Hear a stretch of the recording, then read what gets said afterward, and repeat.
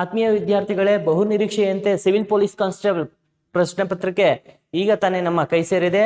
ಅದನ್ನ ನಾವು ಅನಾಲಿಸಿಸ್ ಮಾಡಿ ಸರಿಯಾದಂತ ಉತ್ತರವನ್ನ ನಿಮ್ಮ ಮುಂದೆ ತಲುಪಿಸುವಂತ ಒಂದು ಸಣ್ಣ ಪ್ರಯತ್ನವನ್ನ ಮಾಡ್ತಾ ಇದ್ದೀವಿ. ಅದರಂತೆ ನಾನು ನಿಮ್ಮ ಆನಂದ್ ಸರ್, ಭೂಗೋಳ ಚೇತನ ಪುಸ್ತಕದ ಲೇಖಕರು. ಆತ್ಮೀಯ ವಿದ್ಯಾರ್ಥಿಗಳೇ, ನಮ್ಮ ಭೂಗೋಳ ವಿಷಯದಿಂದ ಇವತ್ತಿನ ಸಿವಿಲ್ ಪೊಲೀಸ್ ಕಾನ್ಸ್ಟೇಬಲ್ ಪ್ರಶ್ನೆ ಪತ್ರಿಕೆಯಲ್ಲಿ ಸುಮಾರು 13 ಪ್ರಶ್ನೆಗಳು ಬಂದಿದ್ದಾವೆ ಸ್ನೇಹಿತರೆ. ಆ ಒಂದು 13 ಪ್ರಶ್ನೆ ಪತ್ರಿಕೆಯಲ್ಲಿ ನನ್ನ ಪುಸ್ತಕದಿಂದ 12 ಪ್ರಶ್ನೆಗಳು ಕವರ್ಡ್ ಆಗಿದ್ದಾವೆ. ಸೊ ಅದಕ್ಕೆ ವಿತ್ ಪ್ರೂಫ್ ಸಮೇತ ನಾನು ನಿಮ್ಮ ಮುಂದೆ ಇವತ್ತಿನ ತರಗತಿಯನ್ನ ಪ್ರೆಸೆಂಟ್ ಮಾಡ್ತಾ ಇದ್ದೀನಿ ಸ್ನೇಹಿತರೆ. ಸೊ ಹಾಗಾಗಿ ಈಗ ಇವತ್ತಿನ ಒಂದು ತರಗತಿಯ, ಯಾಕಂದ್ರೆ ನೀವು ಬಹಳ ಕುತೂಹಲದಿಂದ ಕಾಯ್ತಾ ಇರ್ತೀರಾ ಯಾವ ಕ್ವಶನ್ ಯಾವ್ದು ಸರಿಯಾದಂತ ಉತ್ತರ ಅಂತ. ಸೊ ಆ ಕಾರಣಕ್ಕೋಸ್ಕರ ನಾನು ನೇರವಾಗಿ ಇವತ್ತಿನ ಒಂದು ತರಗತಿಯ ಇವತ್ತಿನ ಒಂದು ಸೆಷನ್ ನ ಪ್ರಶ್ನೆ ಪತ್ರಿಕೆ ಅನಾಲಿಸಿಸ್ ನ ಪ್ರಥಮ ಕ್ವಶನ್ಸ್ ಅನ್ನ ನಾವು ನೋಡೋದಾದ್ರೆ ಸ್ನೇಹಿತರೆ, ಇವತ್ತು ಕೇಳಲಾಗಿರುವಂತಹ ಸಿವಿಲ್ ಪೊಲೀಸ್ ಕಾನ್ಸ್ಟೇಬಲ್ ಅಲ್ಲಿ ಪ್ರಥಮ ಪ್ರಶ್ನೆ ಏನಿದೆಯಪ್ಪ ಅಂದ್ರೆ, ಭೂಮಿ ದಿನ, ವಿಶ್ವ ಓಝೋನ್ ದಿನ, ರಾಷ್ಟ್ರೀಯ ಮಾಲಿನ್ಯ ತಡೆಗಟ್ಟುವ ದಿನ, ವಿಶ್ವ ಜನಸಂಖ್ಯಾ ದಿನ ಅಂತ 4 ಕೊಟ್ಟು ದಿನಾಚರಣೆಗಳನ್ನ ಮ್ಯಾಚ್ ಮಾಡಿ ಅಂತ ಹೇಳಿದ್ದಾರೆ. ಸೊ ಇಲ್ಲಿ ನೋಡಿ, ವಿಶೇಷವಾಗಿ ಭೂಮಿ ದಿನ ಅಂತ ಬಂದಾಗ ನಮ್ಗೆ ಭೂಮಿ ದಿನ ಯಾವತ್ತು ಬರುತ್ತಪ್ಪ ಅಂದ್ರೆ ಏಪ್ರಿಲ್ 22 ಬರುತ್ತೆ. ಸೊ ಹಾಗಾಗಿ ಇನ್ನ ವಿಶ್ವ ಓಝೋನ್ ದಿನ ಸೆಪ್ಟೆಂಬರ್ 16 ಬರುತ್ತೆ. ರಾಷ್ಟ್ರೀಯ ಮಾಲಿನ್ಯ ತಡೆಗಟ್ಟುವ ದಿನ ಡಿಸೆಂಬರ್ 2 ಬರುತ್ತೆ. ವಿಶ್ವ ಜನಸಂಖ್ಯಾ ದಿನ ಜುಲೈ 11 ಬರುತ್ತೆ ಸ್ನೇಹಿತರೆ. ಸೊ ಈ ಒಂದು ಕ್ವಶನ್ಸ್ ಅನ್ನ ನಾವು ನೋಡಿದಾಗ ನಮ್ಗೆ ಈಸಿಯಾಗಿ ಯಾವ್ದು ಆನ್ಸರ್ ಅಂತ ನಾವು ಈಸಿಯಾಗಿ ಐಡೆಂಟಿಫೈ ಮಾಡ್ಬೋದು. ಯಾಕಂದ್ರೆ ಭೂಮಿ ದಿನ ಅಂತ ಬಂದಾಗ ಏಪ್ರಿಲ್ 22 ನಮಗೆ ಸಿಕ್ಕೋಗುತ್ತೆ. ಸೊ ಹಾಗಾಗಿ ಈ ಒಂದು ಕ್ವಶನ್ಸ್ಗೆ ಸರಿಯಾದಂತ ಉತ್ತರ ಯಾವುದು ಅಂತ ನೋಡಿದಾಗ ನಾನು ಇಲ್ಲಿ ಮ್ಯಾಚ್ ಮಾಡಿದೀನಿ. ಮ್ಯಾಚ್ ಮಾಡಿರೋ ಪ್ರಕಾರ ಆಪ್ಷನ್ ಎ ಇಲ್ಲಿ ನಮ್ಗೆ ಸರಿಯಾದಂತ ಉತ್ತರ ಸಿಗ್ತಾ ಹೋಗುತ್ತೆ. ಆಲ್ಮೋಸ್ಟ್ ಈ ಒಂದು ಆಪ್ಷನ್ ಎನ ಯಾರು ಮಾರ್ಕ್ ಮಾಡಿರ್ತೀರಾ ಅವರಿಗೆ 1 ಮಾರ್ಕ್ಸ್ ಖಂಡಿತವಾಗ್ಲೂ ಸಿಗುತ್ತೆ ಸ್ನೇಹಿತರೆ. ಸೊ ಇದರ ಎಂಟೈರ್ ವಿಚಾರವನ್ನ ನನ್ನ ಭೂಗೋಳ ಚೇತನ ಪುಸ್ತಕದಲ್ಲಿ ಪ್ರತಿಯೊಂದು ದಿನಾಚರಣೆಗಳನ್ನು ಕೂಡ ಮೆನ್ಷನ್ ಮಾಡಿದ್ದೀನಿ. ಜುಲೈ 11, ಸೆಪ್ಟೆಂಬರ್ 16 ಮತ್ತು ಏಪ್ರಿಲ್ 22 3 ದಿನಾಚರಣೆಗಳು ಕೂಡ ನನ್ನ ಪುಸ್ತಕದಲ್ಲಿ ಬಂದಿದ್ದೇವೆ ಸ್ನೇಹಿತರೆ. ಈ 3 ಸಿಕ್ಕಿದ್ರೆ ಒಂದನ್ನು ಈಸಿಯಾಗಿ ಐಡೆಂಟಿಫೈ ಮಾಡ್ಬೋದು. ಹಾಗಾಗಿ ಬಹುತೇಕ ಅದಕ್ಕೆ ಸರಿಯಾದಂತ ಉತ್ತರ ಆಪ್ಷನ್ ಎ ಇರುತ್ತೆ. ಇನ್ನು 2ನೇ ಕ್ವಶನ್ ಸ್ನೇಹಿತರೆ, ಗ್ರಹಗಳಿಗೆ ಸಂಬಂಧಪಟ್ಟಂತೆ ಇದೆ. ಇಲ್ಲಿ ಗ್ರಹಗಳಲ್ಲಿ ಬಹಳ ದಿನಗಳಾಗೋಗಿತ್ತು, ಗ್ರಹಗಳ ಮೇಲೆ ಕ್ವಶನ್ಸ್ ಕೇಳ್ತಾ ಇರಲಿಲ್ಲ. ಸೊ ಬಹಳ ಜನ ಹುಡುಗರು ಗ್ರಹಗಳನ್ನ ಓದೋದನ್ನ ಬಿಟ್ಟಿದ್ರಿ. ಬಟ್ ಇವತ್ತಿನ ಎಕ್ಸಾಮ್ ಅಲ್ಲಿ ಗ್ರಹಗಳು ಮತ್ತು ಅವುಗಳ ವಾರ್ಷಿಕ ಚಲನೆಯ ಬಗ್ಗೆ ಕ್ವಶನ್ಸ್ ಅನ್ನ ಕೇಳಿದಾನೆ. ಇಲ್ಲಿ ನೋಡಿ ಸ್ನೇಹಿತರೆ, ಗುರು ಗ್ರಹ, ಶನಿ ಗ್ರಹ, ಯುರನಸ್ ಗ್ರಹ, ನೆಪ್ಚೂನ್ ಗ್ರಹ, ಸೌರವ್ಯೂಹದ 4 ಬಾಹ್ಯ ಗ್ರಹಗಳ ಬಗ್ಗೆ, ಬಾಹ್ಯ ಗ್ರಹಗಳ ವಾರ್ಷಿಕ ಚಲನೆಯ ಬಗ್ಗೆ ಸೊ ಮ್ಯಾಚ್ ಮಾಡಕ್ಕೆ ಕೇಳಿದರೆ, ಇಲ್ಲಿ ಗುರುಗ್ರಹ ಅಂತ ಬಂದಾಗ ಜುಪಿಟರ್ನ ವಾರ್ಷಿಕ ಚಲನೆ ಎಷ್ಟಿದೆಯಪ್ಪ ಅಂದ್ರೆ 11.83 ವರ್ಷ ಇದೆ. ಹಾಗಾಗಿ ಇಲ್ಲಿ 12 ವರ್ಷ ಅಂತ ಮೆನ್ಷನ್ ಆಗಿದೆ. ಗುರು 12 ವರ್ಷ, ಶನಿ 29.43 ವರ್ಷ ಅಂತ ಇದೆ. ಸೊ ಯುರನಸ್ 84 ವರ್ಷ ಅಂತ ಇದೆ, ನೆಪ್ಚೂನ್ 165 ವರ್ಷ ಅಂತ ಇದೆ. ಸೊ ಹಾಗಾಗಿ ನೋಡಿ, ನಿಮ್ಗೆ ಈಸಿಯಾಗಿ ಈ ಒಂದು ಕ್ವಶನ್ಸ್ ಅನ್ನ ಈಸಿಯಾಗಿ ಮ್ಯಾಚ್ ಮಾಡ್ಬೋದು.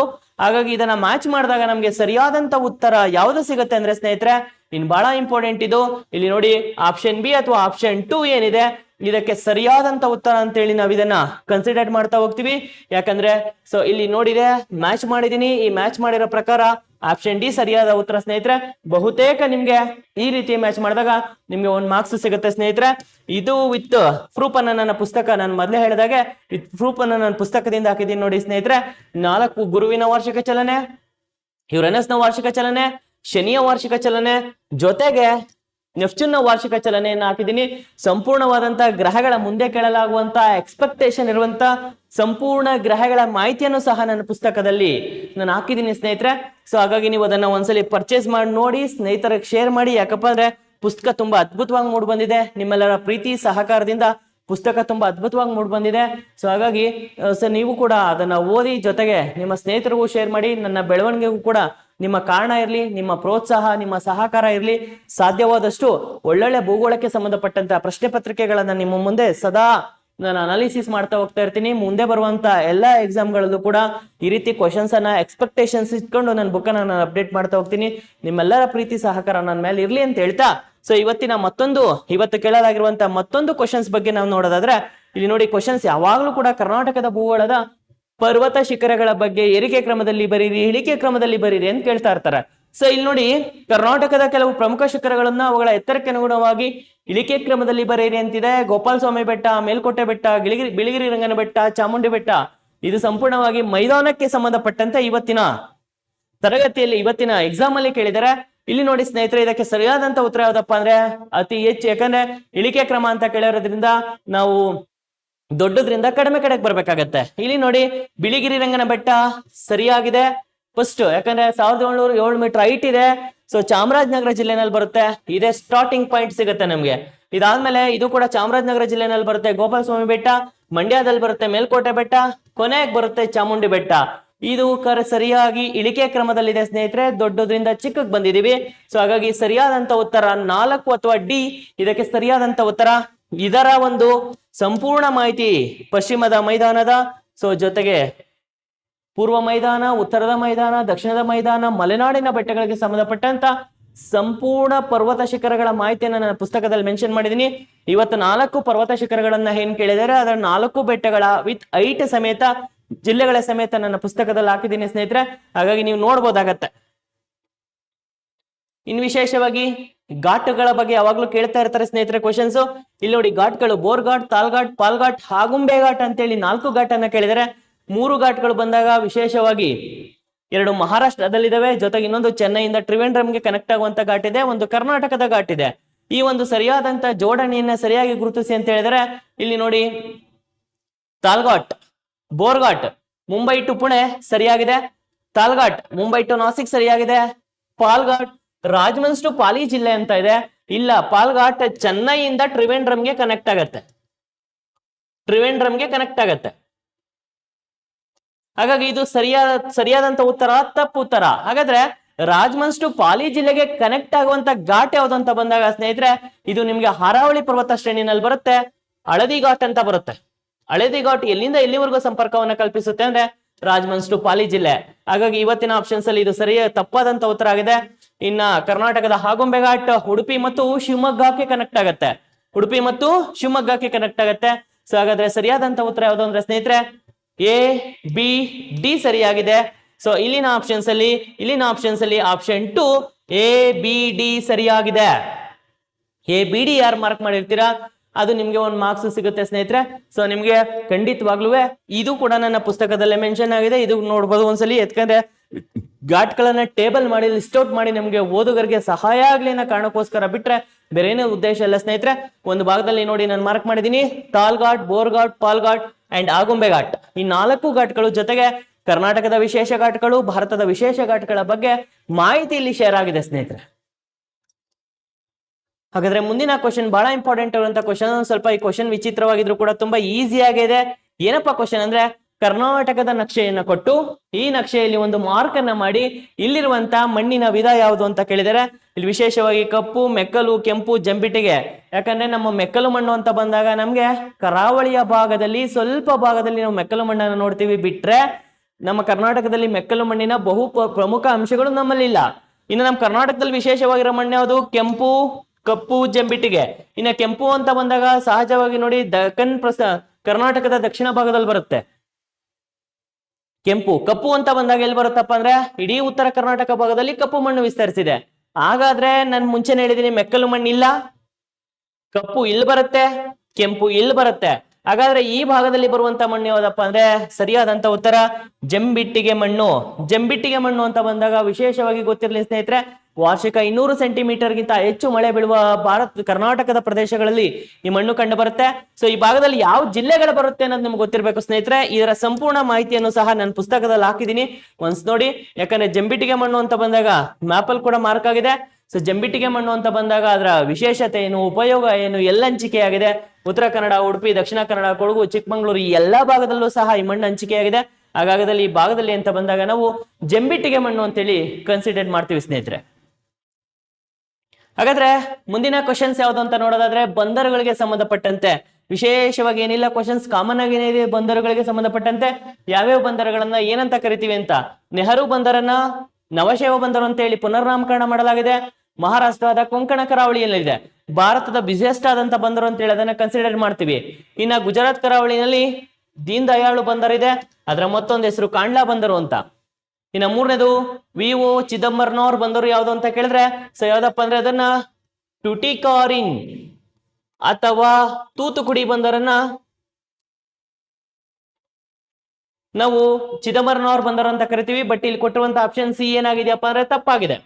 ಇನ್ನ ಕಾಮರಾಜನ್ ಬಂದರನ್ನ ಏನಂತ ಕರಿತೀವಪ್ಪ ಅಂದ್ರೆ ಎನ್ನೋರು ಬಂದರು ಅಂತ ಕರಿತೀವಿ. ಸೊ ಇದು ಏಕೈಕ ಖಾಸಗಿ ಬಂದರು ಕಾಮರಾಜರು ಬಂದರು ಅಥವಾ ಎನ್ನೋರು ಬಂದರು ಅಂತ ಹೇಳಿ ಕರಿತಾ ಹೋಗ್ತೀವಿ. ಹಾಗಾದ್ರೆ ಇಲ್ಲಿ ಕೊಟ್ಟಿರುವಂತ ಆಪ್ಷನ್ ಅಲ್ಲಿ ಎ ಸರಿಯಾಗಿದೆ, ಬಿ ಸರಿಯಾಗಿದೆ, ಡಿ ಸರಿಯಾಗಿದೆ, ಸಿ ತಪ್ಪಾಗಿದೆ. ಹಾಗಾದ್ರೆ ಇವತ್ತಿನ ಸಿವಿಲ್ ಪೊಲೀಸ್ ಕಾನ್ಸ್ಟೇಬಲ್ ಪ್ರಶ್ನೆ ಪತ್ರಿಕೆಯಲ್ಲಿ ಕೇಳಲಾಗಿದೆ ಅಂತ ಈ ಕ್ವಶನ್ಗೆ ಸರಿಯಾದಂತ ಉತ್ತರ ಎ ಬಿ ಡಿ ಸರಿಯಾಗಿದೆ. ಎ ಬಿ ಡಿ ಸರಿಯಾಗಿದೆ ಅಂತೇಳಿ ನಾವು ಕನ್ಸಿಡರ್ ಮಾಡ್ತೀವಿ ಸ್ನೇಹಿತರೆ. ಸೊ ಇದರ ಬಗ್ಗೆ ಎಸ್ಪೆಷಲಿ ನೋಡಿ, ಇದನ್ನ ಸಂಪೂರ್ಣವಾಗಿ 4 ಬಂದರಗಳ ವಿಶೇಷತೆಯನ್ನು ಕೂಡ ಹಾಕಿದೀನಿ ನೋಡಿ.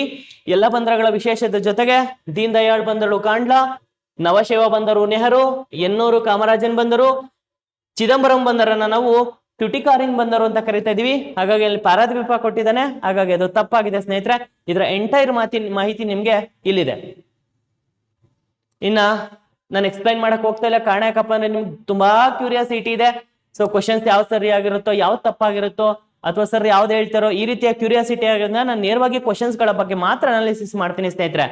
ಕೆಳಗಿನ ಯಾವ ರಾಜ್ಯದ ಮೂಲಕ ಕರ್ಕಾಟಕ ಸಂಕ್ರಾಂತಿ ವೃತ್ತವು ಹಾದು ಹೋಗುವುದಿಲ್ಲ ಅಂತ ಕೇಳಿದ್ರೆ ಇದಕ್ಕೆ ಒಂದು ವರ್ಡ್ ಫೇಮಸ್ ಒಂದು ಫಾರ್ಮುಲಾ ಇದೆ. ಯಾವ್ದಪ್ಪ ಅದಂದ್ರೆ ಪಮ್ಮಿ ಮಗು ರಾಜಛತ್ರಿ ಎನ್ನುವಂತ ಫಾರ್ಮುಲಾ. ನಾನು ಯಾವಾಗ್ಲೂ ಮಕ್ಳಿಗೆ ಹೇಳ್ತಾ ಇರ್ತೀನಿ, ಫಾರ್ಮುಲಾಗಳು ಇಂಪಾರ್ಟೆಂಟ್ ಅಂತ. ಪಮ್ಮಿ ಮಗು ರಾಜಛತ್ರಿ ಅಂತ ಫಾರ್ಮುಲಾ ಇದೆ. ಈ ಫಾರ್ಮುಲಾವನ್ನ ನೋಡ್ಕೊಂಡಾಗ ನಿಮಗೆ ಸಿಕ್ಕೋಗುತ್ತೆ ಸ್ನೇಹಿತರೆ. ಅದು ಹೋಗುವುದಿಲ್ಲ. ಬಿಹಾರ್, ವೆಸ್ಟ್ ಬೆಂಗಾಲ್, ಮಧ್ಯಪ್ರದೇಶ್, ರಾಜಸ್ಥಾನ್ ಅಂತ ಇದೆ ನೋಡಿ. ಈ ಫಾರ್ಮುಲಾ ನೋಡಿದಾಗ ಪಶ್ಚಿಮ ಬಂಗಾಳದಲ್ಲಿ ಹಾದು ಹೋಗುತ್ತೆ, ಮಧ್ಯಪ್ರದೇಶದಲ್ಲಿ ಹಾದು ಹೋಗುತ್ತೆ, ರಾಜಸ್ಥಾನದಲ್ಲಿ ಹಾದು ಹೋಗುತ್ತೆ. ಎಲ್ಲಿ ಹಾದು ಹೋಗಲ್ಲ ಅಂದ್ರೆ ಬಿಹಾರದಲ್ಲಿ ಹಾದು ಹೋಗುವುದಿಲ್ಲ. ಹಾಗಾದ್ರೆ ಸರಿಯಾದಂತ ಉತ್ತರ, ಸೊ 200% ಸರಿಯಾದಂತ ಉತ್ತರ ಇದು ಬಿಹಾರದಲ್ಲಿ ಹಾದು ಹೋಗುವುದಿಲ್ಲ. ಸರಿಯಾಗಿದೆ ಉತ್ತರ ಸ್ನೇಹಿತರೆ. ಆಪ್ಷನ್ ಎ ಇಲ್ಲಿ ಸರಿಯಾದಂತ ಉತ್ತರ ಅಂತ ಹೇಳಿ ಕನ್ಸಿಡರ್ ಮಾಡ್ತೀವಿ. ಇನ್ನ ಇದಕ್ಕೆ ಸಂಪೂರ್ಣವಾದಂತ ನನ್ನ ಪುಸ್ತಕದಲ್ಲಿ ಮ್ಯಾಪ್ ಸಮೇತ ಕೂಡ ಹಾಕಿದ್ದೀನಿ. ಜೊತೆಗೆ ಇದಕ್ಕೆ ನೋಡಿ, ಇದನ್ನ ಇಲ್ಲಿ ನೋಡ್ಕೊಂಡಾಗ ಕರ್ಕಾಟಕ ಸಂಕ್ರಾಂತಿ ವೃತ್ತವು ಹಾದು ಹೋಗುತ್ತದೆ ಅಥವಾ ಹಾದು ಹೋಗುವುದಿಲ್ಲ, ಎಲ್ಲ ಮಾಹಿತಿ ಕೂಡ ನಿಮ್ಗೆ ಇಲ್ಲಿ ಸಿಗುತ್ತೆ ಸ್ನೇಹಿತರೆ. ಸೊ ಹಾಗಾಗಿ ನೋಡ್ಬೋದು ನೀವು. ಇನ್ನ ಪ್ರಪಂಚದ ಭೂಗೋಳಕ್ಕೆ ಸಂಬಂಧಪಟ್ಟಂತೆ ಮತ್ತೊಂದು ಕ್ವಶನ್ ಇದೆ ಸ್ನೇಹಿತರೆ. ಇದು ವಿಶೇಷವಾಗಿದೆ, ಯಾಕಂದ್ರೆ ಕಾಮನ್ಲಿ ಪ್ರಪಂಚದ ಭೂಗೋಳಕ್ಕೆ ಸಂಬಂಧಪಟ್ಟಂತೆ ಕ್ವಶನ್ ವಿಶೇಷವಾಗಿ ಕೇಳಿದರೆ. ಏನಪ್ಪಾ ಅದಂದ್ರೆ the southern transcontinental railway ಮಾರ್ಗವು ಈ 2 ನಗರಗಳನ್ನ ಸಂಪರ್ಕವನ್ನ ಕಲ್ಪಿಸುತ್ತದೆ ಅಂತ. Vancouver, Halifax, Seattle and New York, Los Angeles and New York and last San Francisco ಮತ್ತು ನ್ಯೂಯಾರ್ಕ್ ನಡುವೆ ಸಂಪರ್ಕವನ್ನು ಕಲ್ಪಿಸುತ್ತದೆ. ಇದಕ್ಕೆ ಸರಿಯಾದಂತ ಉತ್ತರ ಯಾವ್ದಪ್ಪ ಅಂದ್ರೆ ಬಹಳ ಇಂಪಾರ್ಟೆಂಟ್ ಸ್ನೇಹಿತರೆ, ಇದು ಲಾಸ್ ಏಂಜಲೀಸ್ ಮತ್ತು ನ್ಯೂಯಾರ್ಕ್ ನಗರಗಳ ನಡುವೆ ಸಂಪರ್ಕವನ್ನು ಕಲ್ಪಿಸುತ್ತದೆ. ಈ ಕ್ವಶನ್ಗೆ ಸರಿಯಾದಂತ ಉತ್ತರ ಆಪ್ಷನ್ ಸಿ ಸರಿಯಾಗಿದೆ ಸ್ನೇಹಿತರೆ. ಆಪ್ಷನ್ ಸಿ, ಲಾಸ್ ಏಂಜಲೀಸ್ ಮತ್ತು ನ್ಯೂಯಾರ್ಕ್ ನಗರಗಳ ನಡುವೆ ಸಂಪರ್ಕವನ್ನು ಕಲ್ಪಿಸುತ್ತದೆ. ಸೊ ಇದರ ಸರಿಯಾದಂತ ಒಂದು PDF ಸಮೇತ ನನ್ನ ಪುಸ್ತಕದಲ್ಲಿ ಇದೆ ಸ್ನೇಹಿತರೆ, ಹಾಕಿದ್ದೀನಿ ನೋಡಿ. ಯಾಕಂದ್ರೆ ನಿಮ್ಮೆಲ್ಲರ ಪ್ರೋತ್ಸಾಹ ಸಹಕಾರ ಇದ್ರೆ ನನ್ನ ಪುಸ್ತಕವು ಅಥವಾ ನಾನು ದೊಡ್ಡ ಮಟ್ಟಕ್ಕೆ ಬೆಳೆಯಬಹುದು. ನಿಮ್ಮೆಲ್ಲ ಪ್ರೀತಿ ಸಹಕಾರ ಇರಲಿ, ಯಾಕಂದ್ರೆ ನನ್ನ ಪ್ರೂಫ್ ಅನ್ನ ಕೊಡುವಂತ ಉದ್ದೇಶ ಇಷ್ಟೇ ಸ್ನೇಹಿತರೆ. ಸೊ ಯಾಕಂದ್ರೆ ಪುಸ್ತಕದ ಒಂದು ನಿಜವಾದಂತ ಮಾಹಿತಿ ನಿಮ್ಗೆ ತಿಳಿದಿರ್ಲಿ ಅನ್ನೋದು ಬಿಟ್ರೆ ಬೇರೆ ಉದ್ದೇಶ ಖಂಡಿತವಾಗ್ಲೂ ನಂದು ಯಾವುದೂ ಇಲ್ಲ ಸ್ನೇಹಿತರೆ. ನಿಮ್ಮೆಲ್ಲರ ಪ್ರೀತಿ ಸಹಕಾರ ಅಷ್ಟೇ ನಾನು ಎಕ್ಸ್ಪೆಕ್ಟೇಷನ್ ಮಾಡೋದು. ಪುಸ್ತಕ ನೋಡಿ ವಿತ್ ಪ್ರೂಫ್ ಸಮೇತ ನಾನು ನಿಮ್ಗೆ ಹೇಳ್ತಾ ಇದ್ದೀನಿ. ಸೊ ಸ್ನೇಹಿತರಿಗೂ ಸ್ವಲ್ಪ ಶೇರ್ ಮಾಡಿ, ನಿಮ್ಮೆಲ್ಲರ ಸಹಕಾರ ಒನ್ಸ್ ಅಗೇನ್ ನನ್ನ ಮೇಲೆ ಇರ್ಲಿ ಅಂತ ಹೇಳ್ತಾ ಸೊ ಮುಂದಿನ ಕ್ವಶನ್ಸ್ಗೆ ಹೋಗೋಣ. ಸೊ ನೋಡಿ, ಅದಕ್ಕೆ ಪ್ರೂಫ್ ಅನ್ನ ನಾನು ಹೇಳಿದ್ದೀನಿ ಸ್ನೇಹಿತರೆ. ಹಾಗಾದ್ರೆ ಮುಂದಿನ ಕ್ವಶನ್ಸ್ ಯಾವ್ದು ಅಂತ ಬಂದಾಗ ಇಲ್ಲಿ ನೋಡಿ, ಕ್ವಶನ್ ನೀಟಾಗಿ ಓದ್ಕೋಬೇಕು. ಓದ್ಬೇಕಾದ್ರೆ ಸ್ವಲ್ಪ ಕನ್ಫ್ಯೂಷನ್ ಆಗತ್ತೆ. ಕೆಳಗಿನವುಗಳಲ್ಲಿ ಹವಾಮಾನದ ಮೇಲೆ ಪ್ರಭಾವ ಬೀರದ ಅಂಶವನ್ನ ಗುರುತಿಸಿ ಅಂತ ಇದೆ. ಪ್ರಭಾವ ಬೀರುವ ಅಲ್ಲ, ಪ್ರಭಾವವನ್ನ ಬೀರದ ಅಂಶಗಳನ್ನ ಗುರುತಿಸಿ ಅಂತ ಇದೆ. ಎತ್ತರ, ರೇಖಾಂಶ, ಅಕ್ಷಾಂಶ, ಮಾರುತ ಅಂತ. ಇಲ್ಲಿ ಪ್ರಭಾವವನ್ನ ಬೀರದ ಅಂಶ ಯಾವ್ದಪ್ಪ ಅಂದ್ರೆ, ಸೊ ನೋಡಿ ಸ್ನೇಹಿತರೆ, ರೇಖಾಂಶವು ಯಾವುದೇ ಪ್ರಭಾವವನ್ನ ಬೀರುವುದಿಲ್ಲ. ಬಿಕಾಸ್ ಯಾಕಪ್ಪ ಅಂದ್ರೆ ರೇಖಾಂಶ ಸಮಯ ಮತ್ತು ದಿನಾಂಕವನ್ನ ನಿರ್ಧಾರ ಮಾಡೋದಕ್ಕಷ್ಟೇ ಪ್ರಯೋಜನ. ಹಾಗಾಗಿ ಇಲ್ಲಿ ಪ್ರಭಾವ ಬೀರದ ಅಂಶ ರೇಖಾಂಶ ಅನ್ನೋದು ಸರಿಯಾದಂತ ಉತ್ತರ. ಆಪ್ಷನ್ ಬಿ ಸರಿಯಾದಂತ ಉತ್ತರ. ನೋಡಿ, ಇಲ್ಲಿ ಪ್ರಭಾವ ಬೀರದ ಅಂಶ ಯಾವ್ದಪ್ಪ ಅಂದ್ರೆ ಬಿ ಮಾತ್ರ ಪ್ರಭಾವವನ್ನ ಬೀರದ ಅಂಶ.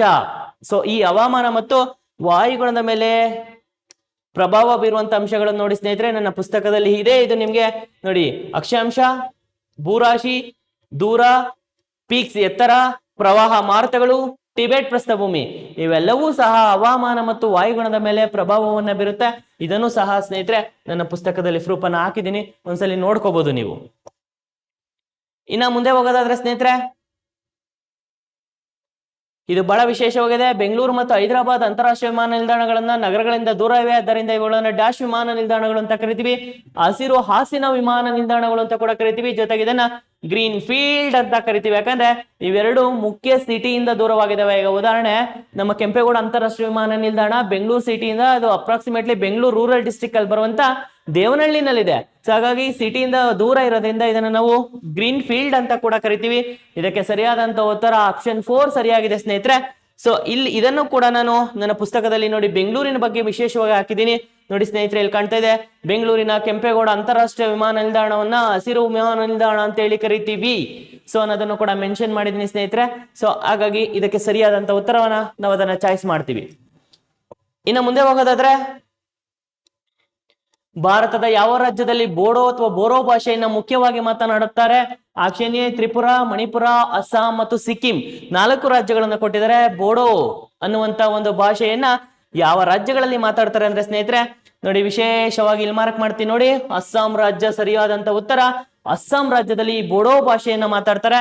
ಸೊ ಇಡೀ ಬೋಡೋ ಬುಡಕಟ್ಟು ಜನಾಂಗಕ್ಕೆ ಸಂಬಂಧಪಟ್ಟಂತ ಸಂಪೂರ್ಣ ಮಾಹಿತಿಯನ್ನ ನನ್ನ ಪುಸ್ತಕದಲ್ಲಿ ಹಾಕಿದ್ದೀನಿ ಸ್ನೇಹಿತರೆ. ಬೋಡೋ ಬುಡಕಟ್ಟು ಅಸ್ಸಾಂ, ಪಶ್ಚಿಮ ಬಂಗಾಳ, ನಾಗಾಲ್ಯಾಂಡ್ ಕೆಲವು ಭಾಗಗಳಲ್ಲಿ ಕಂಡು ಬರುತ್ತಾರೆ. ಇಲ್ಲಿ ನೋಡಿ ನಿಮ್ಗೆ ಅಸ್ಸಾಂ ಇದೆ. ಸೊ ಈ ಒಂದು ಭಾಷೆ ಮತ್ತು ಬೋಡೋ ಭಾಷೆ ಮಾತನಾಡುತ್ತಾರೆ, ಅಸ್ಸಾಂನವರು ಬೋಡೋ ಭಾಷೆಯನ್ನ ಮಾತನಾಡುತ್ತಾರೆ ಅಂತೇಳಿ ನನ್ನ ಪುಸ್ತಕದಲ್ಲಿ ಮೆನ್ಷನ್ ಆಗಿದೆ ಸ್ನೇಹಿತರೆ. ಸೊ ಹಾಗಾಗಿ ಸರಿಯಾದಂತ ಉತ್ತರ ಅಸ್ಸಾಂ. ನೆಕ್ಸ್ಟ್ ನಾವು ಮುಂದೆ ಹೋಗೋದಾದ್ರೆ, ವಿಶ್ವದಲ್ಲಿ ಅಧಿಕ ಸಂಚಾರ ದಟ್ಟಣೆಯನ್ನು ಹೊಂದಿರುವಂತಹ ಒಳನಾಡಿನ ಜಲಮಾರ್ಗ ಯಾವುದು ಅಂತ ಇದೆ ಸ್ನೇಹಿತರೆ. ರೈನ್, ವೋಲ್ಗಾ, ಡ್ಯಾನ್ಯೂಬ್, ಮಿಸಿಪ್ಪಿ ಅಂತ ಇದೆ.